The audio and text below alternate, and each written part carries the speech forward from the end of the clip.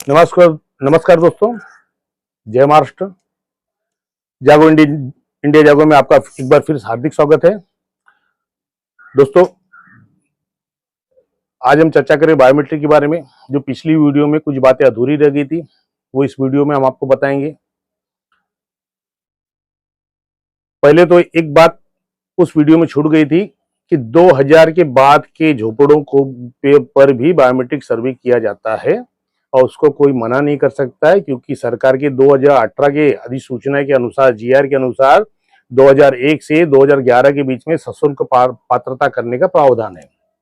तो दोस्तों, अगर कोई अधिकारी आपको आपके अधिकारों से वंचित करता है तो आप इसके खिलाफ कंप्लेंट फाइल करें सक्षम प्राधिकारी के पास, एसआरए में, और सोसाइटी रजिस्टर्ड सोसाइटी के पास।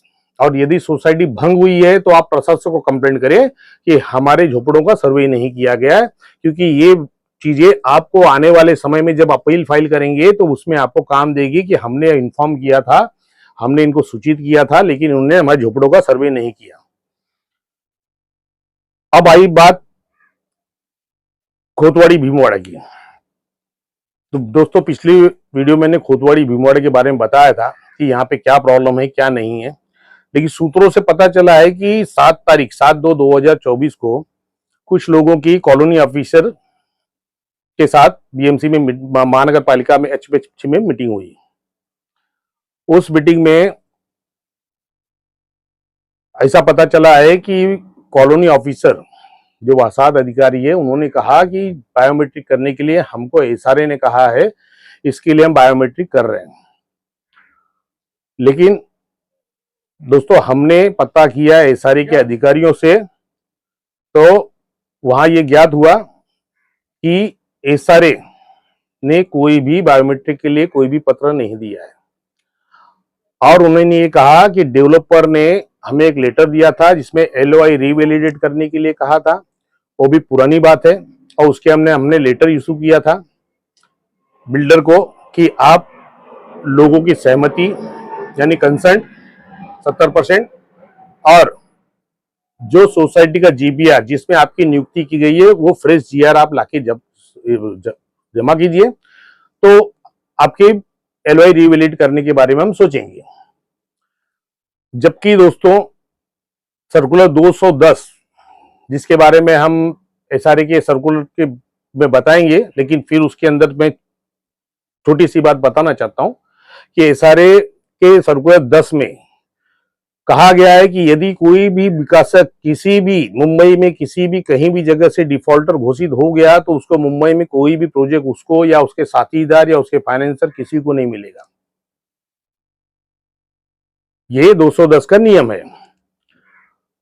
तो दोस्तों, अभी ये पहले मैंने बता चुका था कि ये खोतवाड़ी से हमारे यहाँ पे जो डेवलपर है वो ऑलरेडी डिफॉल्टर घोषित हो गए, उनका 13(2) में ऑर्डर भी आ चुका है और एलओआई रद्द हो चुकी है। अब ये समझ में नहीं आता है कि जब यहाँ पे सक्षम प्राधिकारी की यहां से बोला जाता है कि एसआरए ने हमको कहा है कि बायोमेट्रिक करो, तो बायोमेट्रिक करने के लिए दोस्तों लेटर दिया होगा कि प्रशासनिक विभागों में खाली जवाबी कार्रवाई नहीं होती है, मौखिक कार्रवाई नहीं होती, वहां पे पत्राचार करना पड़ता है। तो पत्र दिया होगा, तो लोगों को बताइए खोतवाड़ी भीमवाड़ा में कि एसआरए ने हमको बायोमेट्रिक करने के लिए कहा गया है। जहां की एसआरए वहां के कंपिटेंट अथॉरिटी ने खुद लेटर दिया हुआ है कि जहां पे एलओआई निर्गमित हो चुकी है, एनेक्सल 2 बन चुका है, वहां पे बायोमेट्रिक सर्वे नहीं होगा। दोस्तों, खोतवाड़ी भीमवाड़ा में तो बिल्डिंग भी बन चुकी है कि कई लोग बाहर भी जा चुके हैं, और बाहर जाने में कितने लोग तो ऐसे हैं जिनका पुराने एनेक्सल 2 में नाम ही नहीं है। तो दोस्तों, क्या वो बेघर हो जाएंगे? क्या उनका अधिकार नहीं है? क्या उनके अधिकारों से वंचित किया जाएगा? तो इस बारे में सक्षम प्राधिकारी क्यों नहीं समझ पा रहे हैं या सोच क्यों नहीं रहे हैं कि सबसे पहले उनका मैटर क्लियर करें कि उनको एनेक्सल 2 में कैसे समाविष्ट किया जाए। क्योंकि सरकार ने जो कानून बनाया है, चाहे वो 2016 हो, 14 हो, 2016 हो, 2018 हो, उसमें एक बात क्लियर लिखी गई है कि पात्रता के समय रिसेंट का एक डॉक्यूमेंट, चालू वर्ष का एक पुरावा चाहिए कि आप अभी भी उस घर में रहते हैं। तो दोस्तों, जिसका घर 2005 में टूट चुका है, उसका चालू वर्ष का पुरावा कैसे आ सकता है? क्या उसका लाइट बिल अभी भी चल रही है? लाइट बिल तो कट चुकी है। और दोस्तों, मैंने बताया था, अगर रनिंग पुरावे में अगर आपको कोई डॉक्यूमेंट अगर देखना है तो लाइट बिल ही सिद्ध करता है कि आप अभी भी इस घर में रह रहे हो या आपका घर पे लाइट बिल चालू है। मतलब घर है तभी तो लाइट बिल है। तो लाइट बिल को पुख्ता पुरावा माना गया है सारे में। और दो डॉक्यूमेंट है, एक तो डॉक्यूमेंट है आपके इलेक्शन रोल, जो भी आपका वोटिंग कार्ड है, और दूसरा लाइट बिल। ये महत्वपूर्ण पुरावे में गिनती हुई है, क्योंकि हम भी पात्रता करवाते हैं हमारे लोगों की, तो हमें पता है, हम पहले वही चीज लगते हैं, दो डॉक्यूमेंट में पात्रता हो जाती है, क्योंकि वो ऑथेंटिक डॉक्यूमेंट है, उसको कोई इग्नोर नहीं कर सकता। हाँ, लाइट बिल का वेरिफिकेशन होता है, और जो एनेक्शल 2 है, अरे सॉरी, जो इलेक्शन आइडेंटिटी कार्ड है, उस इलेक्शन आइडेंटिटी कार्ड को अगर ऑथेंटिक बनाना है तो मैं आप सभी लोगों से निवेदन करूंगा कि सब लोग अपने जो मतदार यादी का उतारा होता है वो इलेक्शन ऑफिस से निकाल के रखे। जो भी झोपड़ी धारक, जो कुटुंब प्रमुख है, तो वो उतार के रखे, क्योंकि उसकी कॉपी अगर आप लगाते हैं तो आपका इनेक्शन की तो वहां पे पूरी यादी रहती है, उसमें नाम दिख ही जाता है, लेकिन आप वो निकाल के रख दिए कि बहुत महत्वपूर्ण पुरावा है वो। और दूसरा, लाइट बिल वेरिफिकेशन होता ही है। लाइट बिल में तो आप है तो आपका आएगा कि भाई आपकी लाइट बिल कब जुड़ी है और कब से कब तक रह रहे हो, आज चालू है या नहीं। तो ये जो चीजें हैं, ये डॉक्यूमेंट बहुत इंपॉर्टेंट है। तो आज जो लोग बाहर गए हैं उनके तो कोई भी डॉक्यूमेंट जो लाइट बिल है वो तो है ही नहीं, तो सक्षम प्राधिकारी कैसे करेंगे? तो हमें ज्ञात हुआ कि उन्होंने कहा कि जो उनके पुराने पुरावे हैं हम उसको वेरीफाई करके करेंगे। सर, आपका कहना सही है, लेकिन आप फिर भी कानून तोड़ रहे हैं। जैसे कि बायोमेट्रिक का कानून तोड़ के कर रहे हैं, तो वैसे वहां भी कानून तोड़ रहे हैं कि सरकार का नियम ये नहीं है। सरकार का नियम है कि चालू वर्ष का एक पुरावा, क्योंकि उनका पहले के परिशिष्ट 2 में नाम नहीं है। अगर नाम होता तो उनके नाम से आप वेरीफाई करके कर सकते थे कि इनका नाम पहले परिशिष्ट 2 में था। और क्या जो लोग वहां पे गए, जो घर तोड़ के गए हैं, क्या बीएमसी ने अगर उनको 33, 38 की निष्कासन की कार्रवाई अगर की है तो उनका घर उनको मिलेगा उसी पुरावे पे जो उनके पुराने हैं। लेकिन यहाँ पे तो सैकड़ों लोग ऐसे गए हैं जो डेवलपर और सोसाइटी के विश्वास में आके अपने घरों को खाली करके दिए। आज उनके साथ विश्वासघात हुआ है, क्योंकि दोस्तों मैटर छोटा, समय बहुत लंबा है। 2023, 21 अप्रैल 2023 को कोतवाड़ी भीमवाड़ा में चौहान बिल्डर और सोसाइटी को एलओआई मिली थी। आज 2024, तकरीबन 21 साल का मतलब दोस्तों एक जनरेशन बदल जाती है। मतलब सरकार के नियमानुसार 18 साल का बच्चा वोट देने का अधिकार एक स्वतंत्र फैमिली माना जाता है। मतलब 21 साल बाद उनके ऊपर ध्यान दिया जा रहा है। तो महानगर पालिका के सक्षम प्राधिकारी 2003 से आज तक क्या कर रहे थे? उन लोगों की क्यों खबर नहीं ली गई कि आखिर उनका होगा क्या? लेकिन अगर महानगर पालिका के सक्षम प्राधिकारी चाहे तो उनके अधिकारों को सुरक्षित कर सकते हैं, क्योंकि उनको इस मैटर को राज्य सरकार के पास भेजना पड़ेगा, राज्य सरकार से उसकी परमिशन लेनी पड़ेगी और उसके अंदर एक नया कानून बनेगा जिसके आधार पे उनका घर सुरक्षित हो सकता है। अन्यथा दोस्तों, वो जो गए हैं वो भी हमारे हैं, हमारे गांव के हैं। हम एक साथ रहे, एक साथ मिले, एक साथ बैठे हैं, तो उनकी भी सुरक्षा करना हमारा ही फर्ज होता है। इसलिए आपको जागरूक होना है ताकि उनको जागरूक कर सके। वो जागरूक होंगे तो किसी और को जागरूक करेंगे।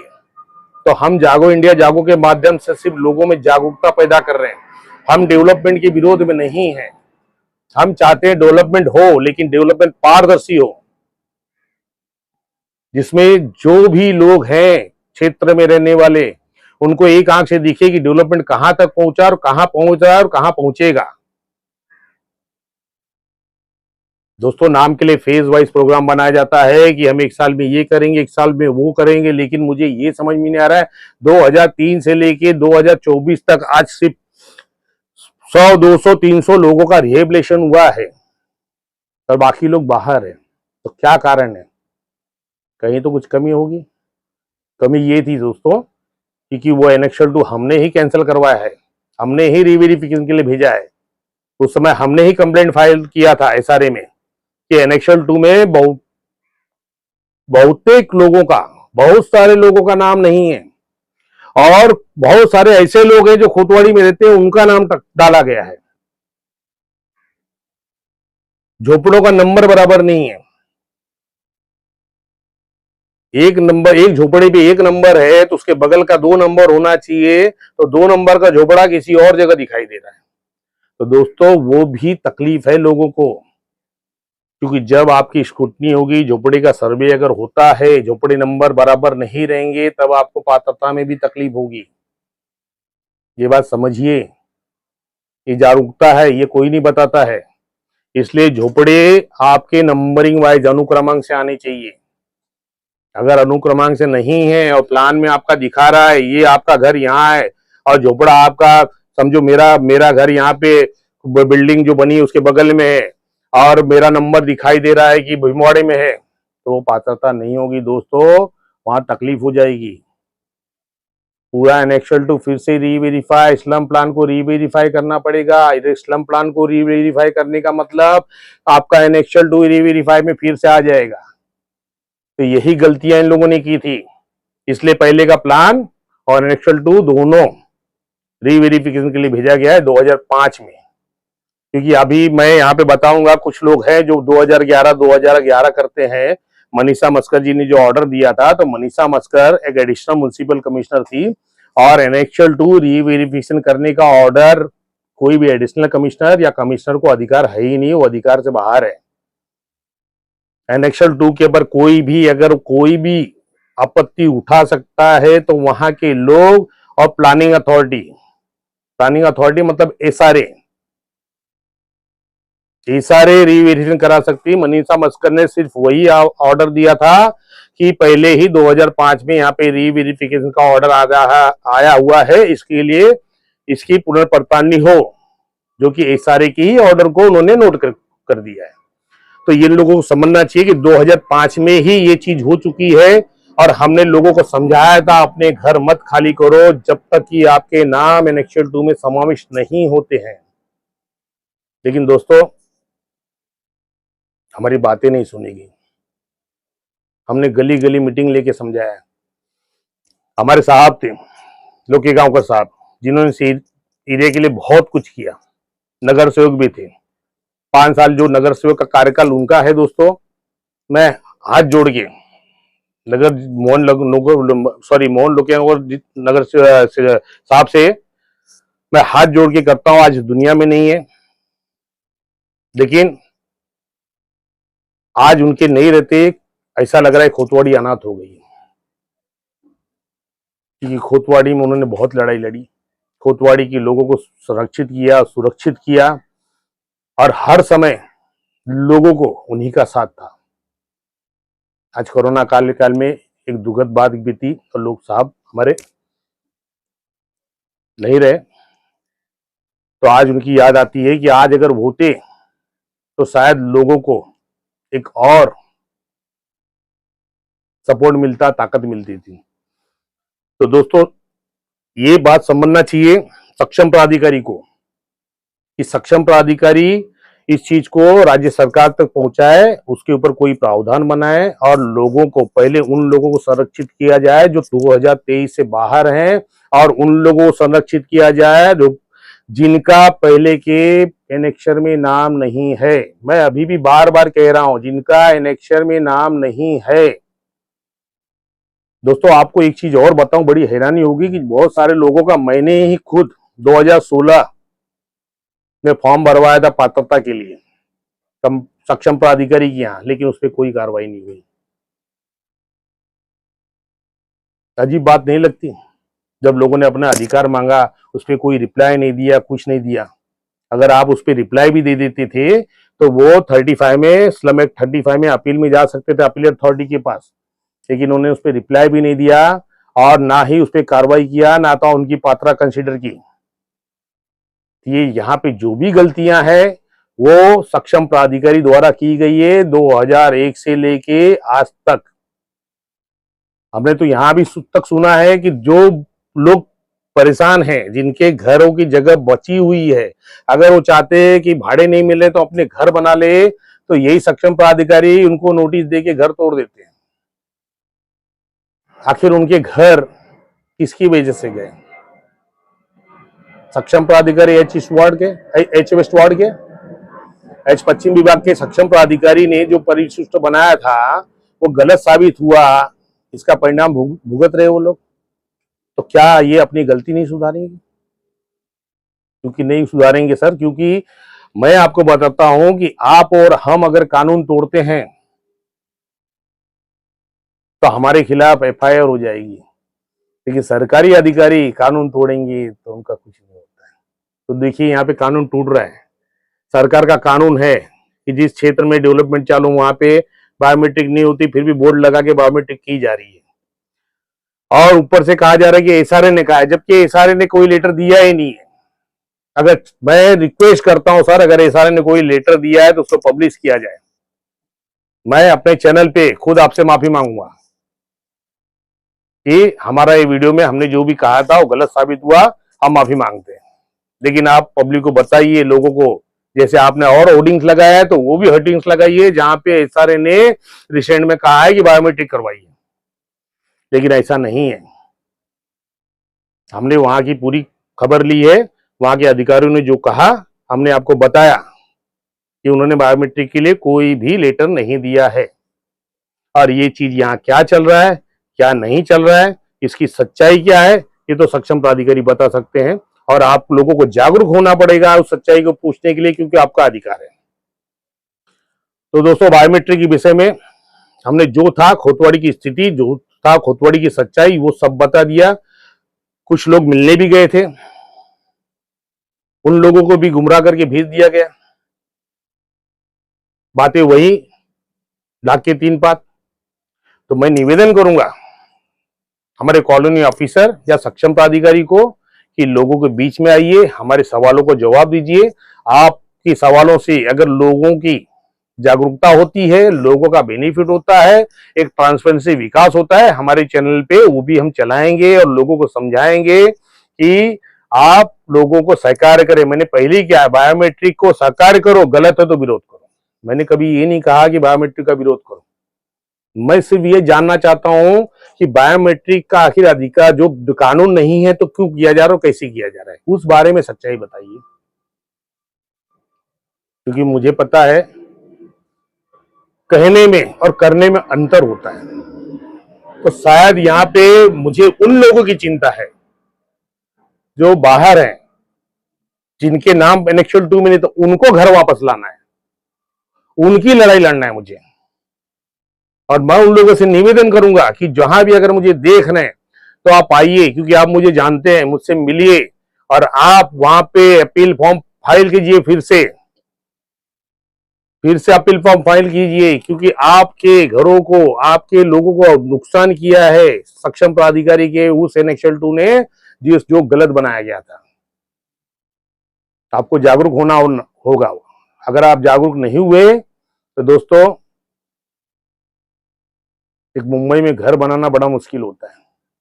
आप लोगों ने सब तकलीफ सह ली, भाड़े से लेके, घरों से लेके, आज भी सहन कर रहे हैं। लेकिन अब तो आप जाग जाइए, अब तो उठिए, उस सक्षम प्राधिकारी को पूछिए कि हमारा नाम कैसे आएगा। तो पहले हमारा नाम डालिए, बाद में दूसरे की बात कीजिए।